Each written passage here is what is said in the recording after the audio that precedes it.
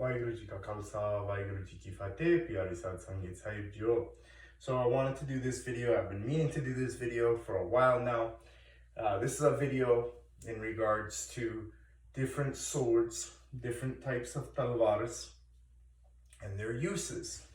I do have limited room here. I'm not in the brojo, I'm downstairs in my basement, right? So please do forgive me, but I really wanted to take this opportunity to discuss something extremely important, and that is the different types of Indian swords, especially within Sikh culture and Punjabi culture, and how they were originally used as opposed to what is now done in modern day martial arts as taught in Nagar Kirt or demonstrated in Nagar Kirtans, in Gatka, Kare, etc., etc. One thing I really want to make a very strong point on is that this is not the only way. This is an observation that I have made over the years, training in Gatka extensively, right? Visiting and training with and practicing and sparring in many, many different Gatka Kare, right? And then being introduced almost, I think, 10 years ago now, right? To Sanatan Shastarvidiya, okay? So without further ado, I'm going to discuss 4 different types of swords that come from the North Indian subcontinent. These are just 4 swords that I picked out real fast. I've got a lot of different other swords and I should be demonstrating them, but just to give you a quick overview of what these swords are and how they are used differently. So first thing I'm going to step up with is a 17th century Punjabi talvar, okay? So this has battle marks, as you can see here and up here. We really don't know what they were exactly for. I've been told, oh, it's how many battles, how many people it killed, etc., etc. There's no documentation to show it differently, but this is a heavy fighting sword. So one thing that I consistently see, and this, you can buy this style of blade, right, is very popular in the Amritsari talvar markets, in modern day sword makers. This style is replicated. The weight, the balance, a lot of it, they've got it down. This is a very heavy piece. Like I said, this is from the mid 1600s. It's from northern India, it's from Punjab. It retains a lot of the original lock. For something that's 350 years old, I think it's doing a great job, right? So the one thing that this is very common to is with gatka. So these big wide movements, swinging, etc. This is what this can be used for. In my humble opinion, this is an all-around type of sword. This can be used by foot soldiers for infantry. This can be used by cavalry soldiers as well. It's just a great all-around specific tool. It has the weight, it has the length, it has the arc. It just makes it perfect all around, so that if I wanted to fight somebody one-on-one, I can do that. If I was in the army, in a line, I take my right hand, shield in my left, shield is over here, and we go to work, working in the line in the format. If I'm on a horse, on horseback, right, I can make large, wide arcing cuts, etc., etc. So classic Indian Punjabi talvar. The pentra that is used with it, it has a variety of pentra that it can be used with.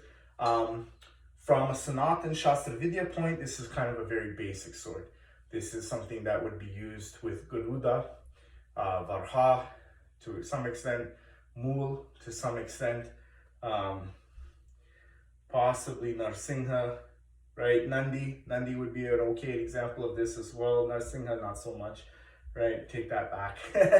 But with basic pentra and gatka, it can be used with jodhped, etc., etc., and it's used very effectively. The way that the mutta is created, it's a really good all-around sword. Moving on now. Here kanda var panda, right? So typical Sikh kanda. This is a special kanda. Here we see here that it has a classic North Indian style hilt, blade. It has two false edges. The false edge runs long here until it swoops, as you can see there, against the white, where it has the spatulated blade. Some may even argue that this is a patisa from South India. That's a possibility. I don't have oodles and noodles of room here, right? But this is not used in big, wide, swerving movements. Heck no, you're gonna get destroyed. You're gonna get picked apart in the battlefield, especially with this. This is a dueling kanda. This kanda is used for one-on-one encounters. So I have my cards here, right? I would be holding in my right hand, my shield in my left, drawing my dagger, and I would go to work with this. How this is used is with very specific. Varha is a very basic example from Sanatan Shastarvidiya. It's a closed pentra. It's a very narrow pentra. It is used with two hands. Oftentimes in English, when the kanda is translated from whatever you want to describe it, Devanagari, Gurmukhi, Shamukhi script into English, it refers to a double-edged or two-handed sword, and the kanda is used two hands. That's why there's a false edge here. You see behind me I have a larger Rajput style or Sikh kanda there as well. This is a class example. I can get that out as well and show you, but it's used here. It's brought in. I use a different type of energy and I explode with it. It's a very narrow pentra, and I use it to pick apart and then crash through lines. I will also use to deflect and move away. Boom. So if a blade comes in, boom, and cut down. That is the proper use of this kanda. At no times would I be spinning, I don't even have the room here, in a marora-like fashion, as we see in Nagar Kirtans and many gatka styles. No, you're gonna get hurt, right? In a real fight. And when I say a real fight, like I mean a real fight, right? And you're gonna hurt your arm. I mean, after doing gatka for almost 20 years, I can still feel the conditioning of it. And so many people say, oh, it bites into my hand. Yeah, because you're not holding it properly. You're not wielding it appropriately. A kanda is used in two-handed fashion. Boom, with quick movements. Like this, oh, this is such a beautiful piece. I got this. This is a great deal. This is a 250-year-old kanda. This is mid 18th century, I believe, right? And it's just a fantastic, fantastic piece. I do want to break down for you the difference here real quick, since I drew upon this. Now this is not Puratan. All the weapons that I have been showing are Puratan, like, right? So here is a typical Punjabi kanda. I bought this from Amritsar, India. Here we can clearly see that it has the double-ended grip, along with the farla, right? It's a 10-foot, 3-foot piece, right? And this is used to pick apart people. Once you get inside, you offline, misalign, take superior tactical positioning, bend over, break, and behead. That's what this kanda is truly for. It's a cleaving type weapon. So just like the kanda truthfully cleaves truth from falsehood is in the dharmic rules of Sikhi, right? This kanda, when I come in here, I'm going to cut everything directly in half. The balance, the weight, everything is done so well with this particular type of sword. It's just an awesome, awesome piece. I'm very privileged to have this weapon here. And at times, yes, you can use it for upwards and stabbing like motions. It's not so effective. It does have a spatulated tip with chisel point here. Really good piece.